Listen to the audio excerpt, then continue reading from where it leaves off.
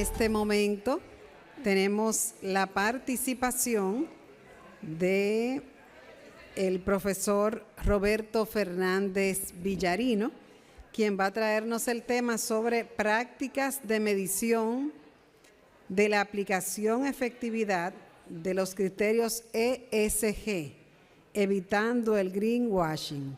Así que por favor les invitamos a que vuelvan a sus lugares. Volvemos a nuestros lugares, traigan su refrigerio, compártanlo por aquí sentaditos y vamos a continuar con el programa. Les invitamos nuevamente a volver a sus lugares para que podamos continuar con el desarrollo del programa. Mientras tanto, voy a ir leyendo un poquito sobre el profesor Fernández Villarino.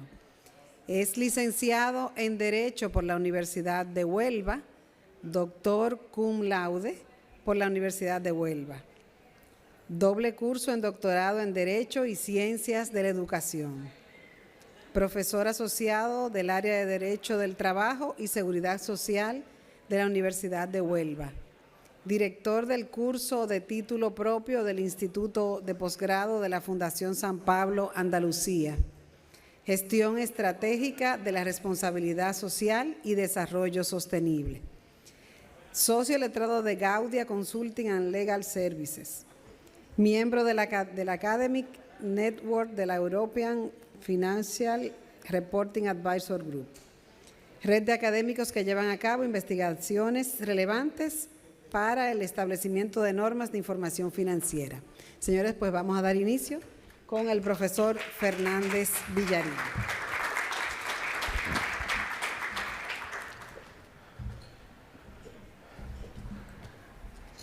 Bueno, ¿qué tal? Muy buenas tardes a todos y a todas. Para un placer poder estar aquí con ustedes esta tarde, un honor magnífico. Agradecer mucho al Instituto Iberoamericano, a Finjus también, por supuesto, y a Omar, que me haya invitado, que cuente conmigo. Con Omar hemos venido participando en algunas sesiones formativas hablando de este tema que nos apasiona, que es el ESG. Y en algunas conferencias virtuales, pero no es lo mismo venir por aquí, tener el placer de compartir bueno, pues una parte de nuestras experiencias, de nuestros conocimientos con ustedes. Bueno, lo primero que tenía que decir es que vamos a hablar sobre la responsabilidad social, desarrollo sostenible, sostenibilidad, estos criterios que a lo largo de la mañana se han venido comentando, y vamos a hablar fundamentalmente, o trasladarle, lo primero que quiero trasladarle es que de todo lo que vamos a comentar pues tienen un sesgo jurídico importante, ¿no? La sostenibilidad en sí misma, y yo estoy de acuerdo con el término sostenibilidad, no con el de sustentabilidad, en muy poco tiempo ha ganado una importancia crucial en la agenda de las empresas. Creo que... ¿Bien? ¿Sí? ¿Bien? Ahora, me acerco mejor, ¿no? Por aquí. Lo que les decía es que en un poco espacio de tiempo la sostenibilidad ha ocupado una primordial ocupación en el ámbito o en las agendas de la mayoría de las empresas, en muy poco espacio de tiempo. Sobre todo tiene un sesgo normativo, que es el que vamos a ver esta tarde, que a mí me interesa mucho subrayar, que los que nos dedicamos a lo jurídico tenemos mucho que decir en esta materia, que además, como lo que suele ocurrir con las disciplinas nuevas, incorporan una serie de conceptos, tecnicismos, eufemismos en muchas ocasiones. No existe el grado, un grado universitario para estudiar esta materia, esto también es un hándicap. Sí que existen cursos, másteres, etcétera, pero no existe un grado como tal. Con todo esto lo que les quiero decir es que en no pocas ocasiones se da una falta de rigurosidad cuando se habla de ESG, criterios ambientales, sociales o de gobernanza, una falta de rigurosidad en donde los letrados, los abogados, pues tenemos mucho que aportar. La siguiente idea previa es que vamos a hablar de esto, del greenwashing o del social washing, que también se le dice, en donde, en fin, el común denominador es que alguien va a falsear la verdad, va a construir digámoslo así, un argumentario o un relato que no se corresponde con la realidad, o bien que es exagerado, o bien que no cubre las expectativas de nuestros actores. Todo eso, toda esa, entre comillas, mentira, que en algunos casos también lo es, genera un efecto pernicioso en todo lo que venimos hablando a lo largo de la mañana, que es fundamentalmente el derecho de los negocios. Si en los negocios metemos un factor disonante, algo que no es cierto, que no es verdadero, generamos un problema de inseguridad jurídica que al final repercute negativamente sobre la financiación, sobre la inversión, también, por supuesto, sobre la reputación, como hemos visto también esta mañana con Camil, pero también con las menores posibilidades de acceder al mercado financiero, ¿no? Que es casi la mayor penalidad que existe. Luego veremos algunos elementos, algunas consecuencias negativas más de esto de utilizar el greenwashing. Bien, eso es el principio, la pequeña introducción que les quería contar para, bueno, cuando yo hablo del greenwashing, en España, fundamentalmente, acudo al sentido del humor y en este caso, bueno, les cuento. Inmediatamente se entiende, aquí evidentemente no, por eso he traído estos fotogramas para que los veamos. En España, desde hace como 4 o 5 años, hay un grupo de humoristas, hay una pareja de humoristas que juegan con esto de la farsa, ¿no? Para reírnos de nosotros mismos, y se llaman Pantomima Full.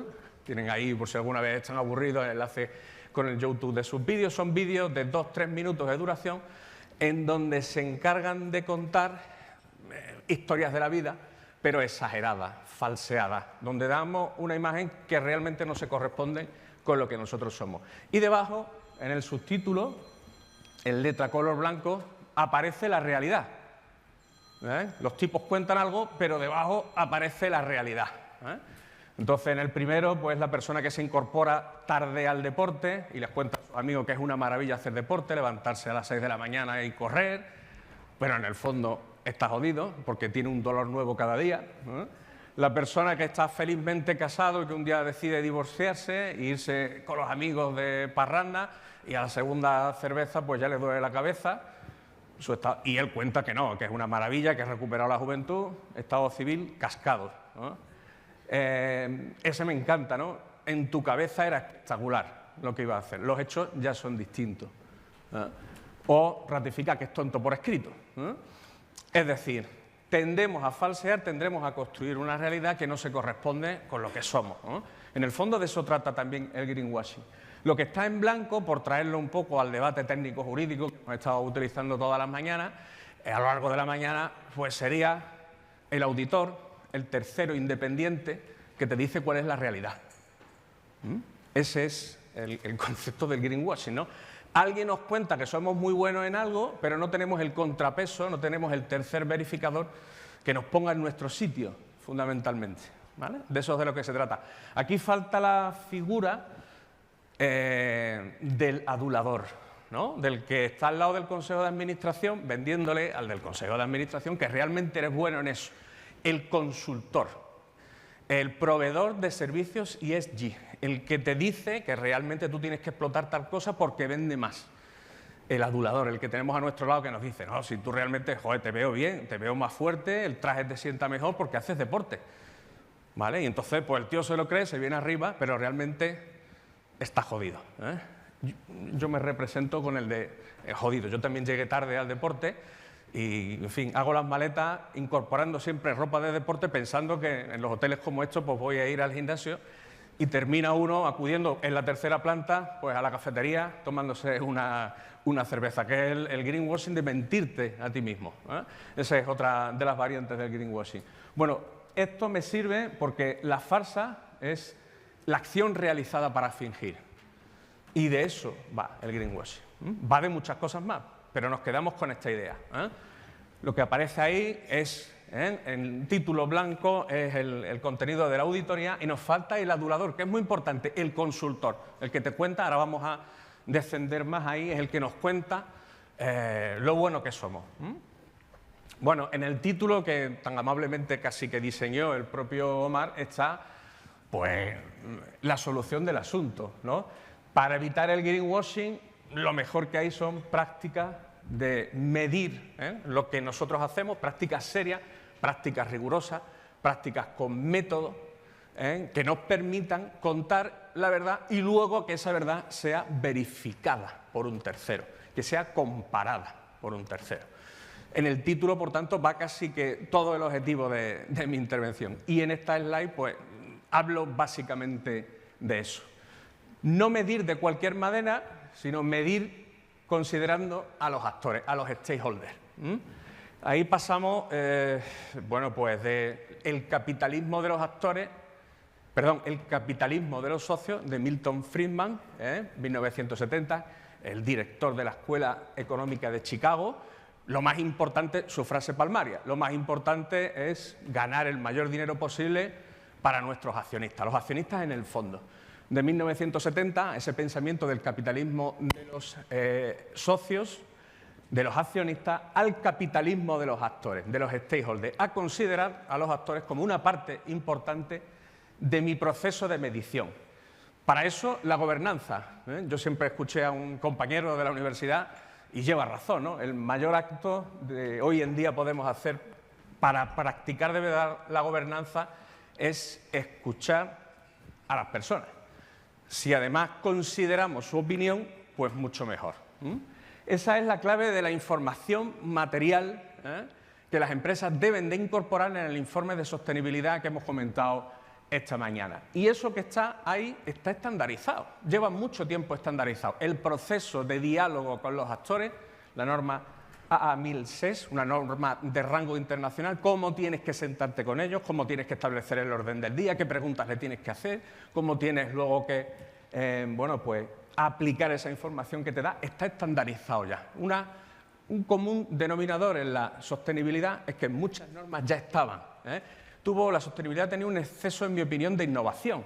1989, informe Brundtland, que es el que marca el concepto de desarrollo sostenible, y a partir de ahí, en esos años siguientes, con la ISO 26000, ya se empieza a estandarizar la gestión de lo que entonces era la responsabilidad social corporativa, que lo sigue siendo hoy, pero que, como veremos, eso ya ha evolucionado. Esos son los ingredientes: medir, escuchando a mis gestores, para la elaboración de la información material. Como comentaba antes el profesor Igartúa muy bien, es la doble materialidad. Verán, hasta hace 2 años era materialidad seca. La materialidad a seca, ¿qué es? Información material es la importante, la relevante para mí como empresa. Aquella que, si no ofrezco a mis actores, pues ofrezco una imagen sesgada de mi organización. Y entonces corro el riesgo de caer en el greenwashing. Ese es el concepto de materialidad, de matriz de materialidad, que se recogía en la Directiva de Transparencia Europea de 2013. Pero ahora tenemos otra directiva de 2022, Directiva de Sostenibilidad, que ya incorpora ese concepto de doble matriz de materialidad. Lo importante no es solo el impacto que yo tengo en las comunidades locales, en mi sociedad, en el desempeño de mi modelo de negocio tengo un impacto, sino cómo esas normas de sostenibilidad impactan en mi organización. ¿Cuál es el coste que la sostenibilidad tiene en mi organización? Es el concepto de doble matriz de materialidad. Y todo eso va en el informe de sostenibilidad, que a nivel normativo, desde que entra en vigor esta directiva en 2022 y antes en 2021, definitivamente marca un antes y un después, al menos en Europa, frente a las prácticas de lavado de imagen, lavado verde, porque empieza a ofrecer al inversor una seguridad jurídica que antes no tenía. ¿De acuerdo? De tal manera que la hipótesis de la intervención mía es que a mayor intervención normativa, no de estándares internacionales, sino normativa, siendo rigurosos en el método, con la aplicación de la doble matriz de materialidad, hay menos posibilidades de greenwashing y, sobre todo, peores consecuencias si se utiliza. Más allá de la reputación, fundamentalmente la negación de tu posibilidad de acceder a financiación. Esa es un poco, aquí podría terminar, y podríamos dar paso a la siguiente. No voy a terminar aquí, pero este es el, digámoslo así, el leitmotiv de lo que voy a tratar de desarrollarle. Bien. Voy a hablar muy brevemente de este concepto, voy a desarrollar más esta idea, que a vuela pluma les he lanzado, y luego les voy a contar algunos ejemplos que estamos aplicando hoy en día en el ámbito de la industria del fútbol en España y en Europa. uno de mis desempeños, uno de los trabajos que tengo es colaborar desde hace ya unos años con la Liga de Fútbol Profesional, que es la organización que organiza la competición futbolística en España. La Liga, junto con un fondo de inversión, el fondo de inversión CVC, pues está patrocinando un proyecto que trata de diseñar métricas e indicadores para medir el desempeño ambiental en los clubes de fútbol. Y les voy a traer, vamos, en 2-3 minutos, algunos ejemplos prácticos de todo esto. Bueno, pero es importante que contextualicemos. He comentado antes que hay una cierta falta de rigor en la utilización de estos términos, es cierto, se da con frecuencia y eso es un cierto caldo de cultivo para el adulador y para el pantomima full que hemos visto antes, y brevemente les cuento un poco de lo que va, ¿no? Hemos pasado en muy poco espacio de tiempo del concepto de responsabilidad social, que esta mañana muy bien definió Camil, al desarrollo sostenible, siendo el desarrollo sostenible algo antiguo. 1989, informe Brundtland en las Naciones Unidas, vamos a procurar el mayor crecimiento económico, pero sin poner en peligro los recursos materiales de las generaciones futuras. Eso básicamente es el concepto de la sostenibilidad. Pero en muy poco espacio de tiempo, en el que va, bueno, pues de los últimos 3-4 años, con estas directivas a nivel europeo, pasamos de la sostenibilidad a la sostenibilidad corporativa. Del informe de información no financiera al informe de cuentas consolidados, a la integración de la sostenibilidad en el modelo de negocio.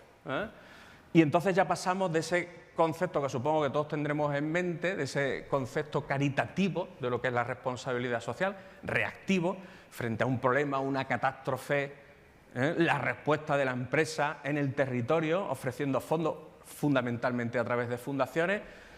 De ese concepto reactivo se pasa al estratégico, en muy poco espacio de tiempo, a un concepto que es ese que está ahí, que es el que se lee en esta Ley de Información No Financiera que se está aplicando en España desde hace tiempo y también en la Directiva Europea.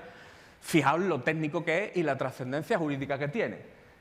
La sostenibilidad es identificar riesgos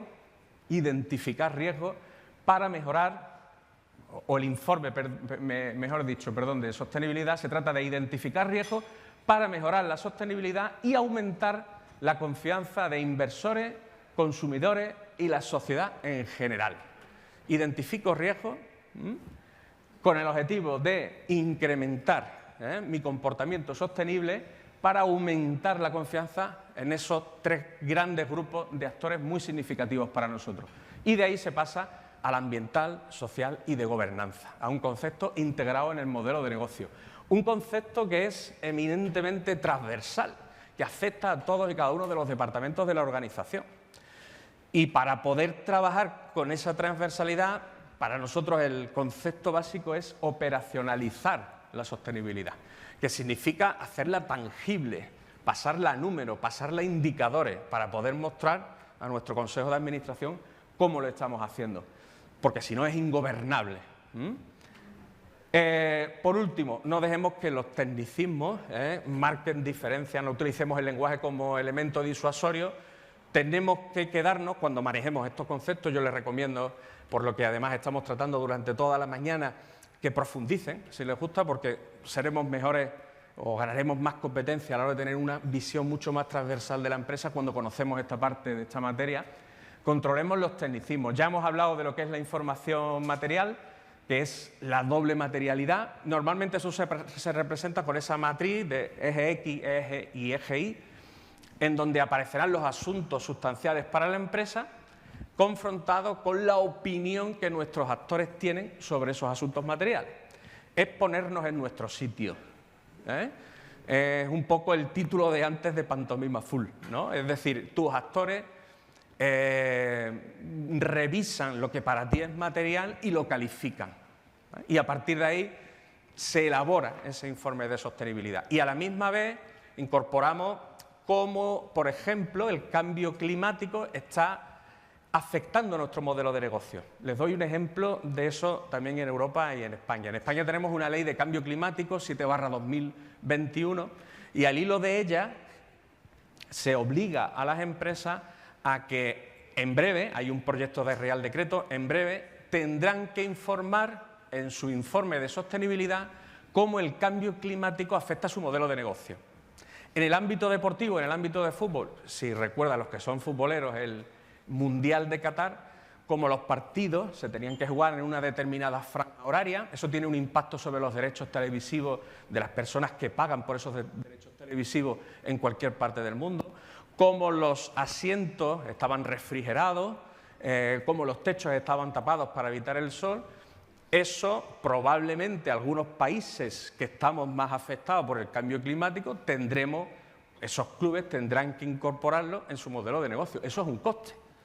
Pues de eso estamos hablando. Ese es el coste de la doble matriz de materialidad que implica que yo tenga que informar a mis actores que me estoy tomando en serio el cambio climático. Tan en serio como que lo estoy incorporando en mi modelo de negocio. ¿Vale? Hasta ahí más o menos bien, ¿no? El siguiente concepto que se utiliza mucho, pues ya lo conocerán, es el patrimonio intangible. El modelo o la directiva de sostenibilidad corporativa obliga ahora, profundiza, subraya la necesidad de que las empresas hablen de cómo retienen el talento, de los índices de clima laboral que tienen en la organización, de la utilización del valor de las patentes, de las marcas, etcétera. A eso hay que ponerle un número, eso también se mide y por tanto eso se incorpora en el valor de las organizaciones. Del informe no financiero se ha pasado al informe de sostenibilidad, como comentaba antes el profesor Igartúa, ¿no? Es cierto, ¿no? La denominación, los nombres son muy importantes. Lo no financiero parece que es menos relevante porque no es financiero, ¿no? Había una persona en un club de fútbol, que no diré, al que fuimos a visitar, ¿no?, que despachaba este asunto diciendo todo lo que no son cuentas son cuentos, ¿no?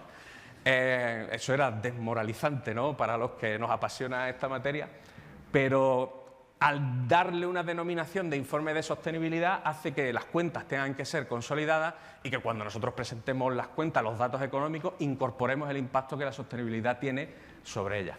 Los stakeholders, los grupos de interés, ya lo conocen sobradamente. Y luego ya los tres últimos conceptos que tienen un poco más de enjundia técnica son taxonomía, métrica e indicadores.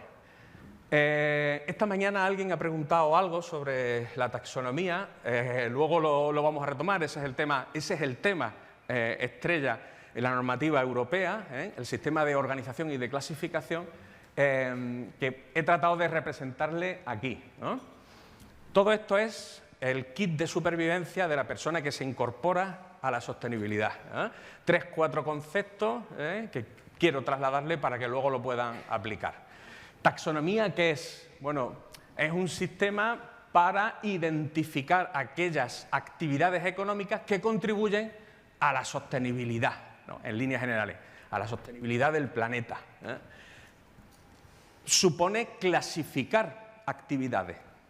¿Clasificar para qué? Clasificar para calificarlas, para ponerles un número y en función de eso tener más o menos acceso a condiciones económicas o financieras en el mercado. Por tanto, taxonomía es igual a clasificar las actividades. En Europa eso se hace por normas, se está haciendo por normas. Es la Unión Europea la que está clasificando y identificando aquellas actividades taxonómicas. Luego nos encontramos con otro concepto más de la ingeniería, si me lo permiten, que son las métricas, ¿no?, que es el título de mi intervención, que es el sistema de medida utilizada, fijaos, para evaluar y cuantificar tu rendimiento de una empresa, una organización o de una entidad. Aquí la métrica, tenemos que decir varias cosas. La primera es que no están estandarizadas, no hay una norma, no hay un modelo de medir estándar para todo tipo de actividades, sino que cada empresa que pertenezca a un tipo de actividad económica podrá elegir aquella que mejor le convenga. Ahora vamos a regresar de nuevo a esta cuando les cuente un detalle de las siguientes slides. Y sobre todo tienen que estar alineados con los objetivos estratégicos y operativos de mi organización. Es decir, si yo soy una empresa que decide en mi consejo de administración apostar por el valor de mi capital social y poner mi capital social por delante, tengo que elegir una métrica tal que me garantice que eso es así, que esa información es comparable, contrastable, etcétera, con indicadores, que es la medida cuantitativa o cualitativa que se utiliza para, sobre todo, evaluar y monitorear el rendimiento. Todo esto es para evitar lo del pantomima full que veíamos al principio, por retomar la idea humorística, ¿eh? Este es un poco el sistema de taxonomía, métricas e indicadores, por este orden. Aquí esto nos lo dan ya dado, por ser una actividad que me dedique pues, a la logística, al transporte, a la manufactura, etcétera, pero esto lo puedo elegir yo. Y sobre todo esto, el tipo de indicadores que podemos utilizar. Abro paréntesis, tanto las métricas como los indicadores, el ChatGPT funciona francamente bien. ¿Por qué? Porque se nutre de información que está muy estandarizada, de bases de datos, de indicadores, de métricas que están muy estandarizadas. Cierro paréntesis. La tendencia de las métricas, ¿cuál es? Bueno, pues hay una cierta estandarización, se van a estandarizar y sobre todo están muy pautadas por otros estándares internacionales. Esta mañana lo comentaba Adriana, fundamentalmente para los bancos, el SAP, están muy pautadas por el GRI, en fin, una serie de estándares internacionales que han terminado diciendo, prácticamente diseñando cómo tienen que ser esas métricas, ¿vale? Pues aquí cierro el capítulo de los tecnicismos con trascendencias jurídicas, como comentaba antes Fernando, con buen tino, ¿no? Todo esto tiene una trascendencia no solo jurídica, sino también financiera, económica, etcétera. Y esto es lo que bien armado, bien diseñado, va a hacer que seamos una empresa seria y luego verificable y que nuestra información sea comparable, evitando de esta manera la utilización del greenwashing. Creo que voy demasiado rápido, tengo el defecto de hablar muy rápido y hacer economía de palabras. Vengo del sur de España y esas cosas son, para mí, en fin, si hay alguien que se pierde, me levanta la mano y lo vemos, ¿no? Al final de todo esto, la doble matriz de materialidad nos pone frente a este espejo, ¿no? ¿Y eso qué significa, no? Bueno, pues no necesariamente toda la actividad de la empresa que tenga un impacto positivo en la sociedad genera un mayor valor para la organización. Ese silogismo no funciona, ¿no? No sé si me explico, ¿no? Es decir, todo aquello de lo que yo hago que genere un mayor impacto positivo en la sociedad, puede que no me retorne el valor, ¿no? El retorno de la inversión, el retorno del valor que yo voy buscando. La matriz o la doble matriz de materialidad hace que yo enfoque mis estrategias justo en el equilibrio de esas dos esferas, que es un poco la clave de todo esto. Lo digo por no vender humo, ¿no? Por no ser el adulador del pantomima full que hemos visto antes, ¿eh? En esto, es decir, una matriz de materialidad bien hecha nos pone en nuestro sitio realmente y da mucha rigurosidad a la información. Información de calidad o calidad de información que esta mañana comentaba el profesor Uría, cuando hablaba precisamente de este tema, como mecanismo para evitar el greenwashing. De eso es de lo que estamos hablando, ¿vale? Ya una vez que hemos soltado los tecnicismos, nos vamos al concepto de greenwashing, que es, fijaos, la distancia entre la afirmación y el hecho. El grado de distancia que hay entre una cosa o la otra. Afirmaciones falsas o exageradas o tendenciosas o medias verdades. Pocas posibilidades de verificación y comparabilidad, pero fundamentalmente, que también se da en muchos casos, poco o nada ajustada a las expectativas de información de mis actores. Los actores tienen unas expectativas de información de tu informe de sostenibilidad que no se corresponde con lo que tú le estás contando. Y ese fue uno de los motivos por los que surge la Directiva de Sostenibilidad de 2022. Estaba además poniendo en peligro el Green Deal europeo, que ahora vamos a conceptuar bien lo que es eso, pero es un problema de expectativas. Ejemplo para que ustedes lo vean. Burger King en el 2021 decide cambiar su modelo de negocio y enfocarse hacia la comida vegana. Cuando uno ve la información, no lo hace la información, el informe no financiero de la organización, no lo hace porque su modelo de negocio implica la utilización de carnes que tienen un alto impacto en dióxido de carbono en la sociedad, sino porque se da cuenta de que hay un grupo cada vez más amplio de la sociedad al que le gusta más esa comida vegana, y omite ese cambio de modelo de negocio en su información no financiera, en su informe de sostenibilidad.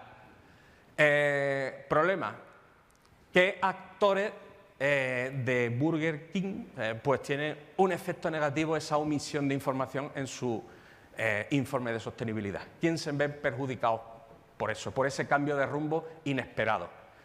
Pues, entre otros, las empresas de la cadena de valor de Burger King, que precisamente se encargan de la producción de carne roja para utilizarse luego en las comidas que hace.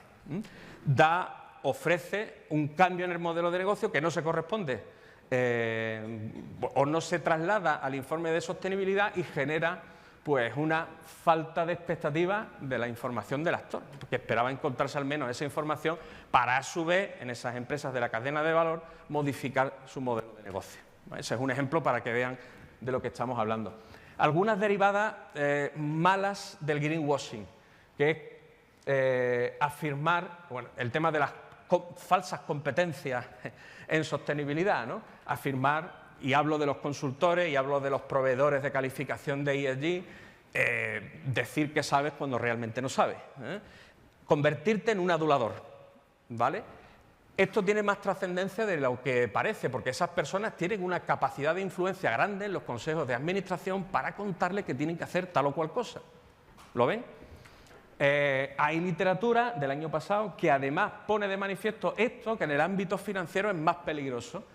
Hay una vinculación o relación directa entre el greenwashing y las competencias, falsas competencias en sostenibilidad, en consultoría, en el ámbito de las finanzas, de la inversión ESG y de la sostenibilidad corporativa. Y eso no solamente lo analiza ese estudio que está ahí, que después se lo dejaré en las fuentes que he utilizado para la confección de esta presentación, sino también en la propia Unión Europea, en un reglamento que ahora vamos a ver. Ese es el problema que tenemos, ¿no? Es decir, de la gente que no es seria, que no es rigurosa, pero que tiene una gran capacidad de influencia sobre el empresario, ¿vale? Algunos ejemplos para contrarrestar esto último. Bueno, pues hay una organización que certifica, promueve, educa y avala esas competencias de esas personas, de esas organizaciones que se dedican a la consultoría, que se dedican a calificar el desempeño ESG a nivel internacional. Ahora vamos a ver qué es lo que está haciendo la Unión Europea. ¿Consecuencia de todo lo que estamos hablando? Pues seguro que ya la saben, muchas de ellas ya las hemos comentado. Por supuesto, socavan los cimientos del crecimiento económico, la productividad verde, genera muchísima inseguridad jurídica, el que tiene dinero para invertir no se fía de invertirlo porque no existen criterios objetivos, homologados, verificables del objeto de su inversión y por tanto no lo hace, provocan una falta de racionalización en la cadena de suministro, pero a mí los que más me llaman la atención son estos porque casi que son sociales, son endémicos, forman parte de la cultura social y es que generan el riesgo de complacencia en las sociedades. No sé por aquí, pero en España, si te vas a comprar un pantalón vaquero, si vas a comprarte cualquier prenda, si vas a un bar, a un restaurante, a un hotel, todo es sostenible, absolutamente todo, ¿no? Es decir, todo lo que uno se encuentra, pero esto como, ¿no? Y luego ve la etiqueta, trata de identificar, trata de verificar qué elemento de ese producto lo hace realmente sostenible y empieza a encontrarse con problemas, porque en el etiquetado no está una información que verifique lo que estás comunicando, obteniendo una ventaja competitiva en el sector. Hay otra propuesta de directiva de la Unión Europea para regular precisamente la norma del etiquetado de los productos, ¿vale? ¿Qué es lo que pasa? Que la sociedad al final se cansa de todo esto, se cansa de ese lenguaje, se cansa de ese run run, se cansa de esa dinámica y de ese relato y dice, está claro que esto no, en fin, que no es sostenible. Y dentro de esa cultura dice, bueno, pues una manera más de vender y no me quejo. Lo doy como un riesgo social conocido, hay una complacencia en que la gente miente para eso y me quedo con la cultura de la complacencia, que es peligrosa. Y sobre todo, me quedo con la cultura de la falta de rigor. Es decir, doy por hecho de que me van a engañar en la complacencia del rigor y en la cultura de la complacencia del rigor, ¿no? Esos son para mí los dos riesgos claves de todo esto que les estoy contando, ¿no? Porque al final esto se institucionaliza y damos por hecho de que nos mienten, ¿eh? En el sector financiero todo esto, ¿cómo funciona? Con esta suma que les he querido poner y ese resultado que está ahí. Por una parte, lo hemos estado viendo a lo largo de la presentación de esta mañana, incremento rápido y significativo en la inversión sostenible desde el 2012 a 2022, de 13,3 billones de dólares a 35,2 billones de dólares. Crecimiento exponencial en todo lo que tiene que ver con los bonos verdes, la inversión sostenible, etcétera, etcétera. Eso junto con ciertas evidencias a nivel bibliográfico de que, bueno, pues que esa inversión genera un mayor rendimiento financiero que otro tipo de inversiones, arrojan como resultado el escrutinio. Es decir, los organismos reguladores, la bibliografía, el organismo público nos escrutan porque piensan que no es normal ese crecimiento tan rápido en tan corto espacio de tiempo y empiezan a oler eso del greenwashing. Este tipo de, en fin, de comportamientos se repiten en algunas industrias. En la que yo conozco, desde luego, en la industria del fútbol, es así, ¿no? El crecimiento espectacular del incremento de los derechos televisivos en muy poco espacio de tiempo, tarjeta amarilla, bien, el ejemplo está bien, genera al final, bueno, pues esa situación de escrutinio, ¿no? Un mayor escrutinio. Bueno, algunos ejemplos que se están haciendo a nivel mundial en el sector fuera del sector financiero, a nivel de Naciones Unidas, una guía contra la impostura, sobre todo a nivel publicitario, tener mucho cuidado con el etiquetado, lo están haciendo Reino Unido, Canadá, Australia, y sobre todo este ejemplo lo pongo aquí porque es, digámoslo así, la esperanza que mitiga lo que les he comentado antes de la complacencia de las sociedades. María Guadalupe Ellis, el 10 de mayo de 2023, presenta una demanda en el juzgado de Missouri contra Nike porque entiende que hace afirmaciones falsas sobre sus productos, calificándolos de verde sostenible cuando realmente no lo son. Es el primer ejemplo de cómo la sociedad, mosqueada, enfadada por todo esto, acude a los juzgados y por eso me apetecía mucho mostrárselo, ¿no? En el sector financiero, no normativa, o sea, estándares internacionales, los principios de Ecuador, el SET de Estados Unidos, los bonos climáticos o el Carbon Disclosure Project, anima a las empresas y sobre todo propone mejorar el escrutinio en su desempeño ambiental, social y de gobernanza, ¿eh? Pero no es norma, no es lo europeo. En Europa lo que tenemos fundamentalmente es la Directiva de Cumplimiento Debido, la Directiva sobre Sostenibilidad, que he estado comentando, pero sobre todo el Reglamento de Divulgación de Información sobre Finanzas Sostenibles, que esto sí que marca un antes y un después en la información para evitar precisamente el greenwashing y que exige a los participantes bueno, pues cuidar la información que ofrecen. Pero sobre todo lo más relevante que se ha producido hace muy poco, 13 de junio de 2003, es la propuesta de reglamento sobre transparencia e integridad en las actividades de calificación ambiental, social y de gobernanza. Es una propuesta, todavía no es reglamento, es una propuesta de la Unión Europea que, fijaos, para evitar el adulador, no establece, no armoniza las métricas, sino que lo que obliga es que esas métricas sean transparentes e íntegras, que es lo que se dice fundamentalmente en su primer artículo, con el objetivo de evitar el greenwashing, ¿vale? La clave, por tanto, es la transparencia en el método que el proveedor de calificación ESG utiliza. Y el ESMA, que es la Autoridad de Verificación Europea, va a ser el que controle la actividad de estos proveedores de calificación y sancione al que lo haga mal, lo lance, lo saque fuera del mercado y controle el trabajo que realmente hace. Esta misma propuesta es la que ha taxonomizado dos actividades a nivel económico, que es el transporte y la manufactura. Y es el que otorga las métricas, el que otorga directamente la taxonomía. Luego las métricas la ocupan las empresas.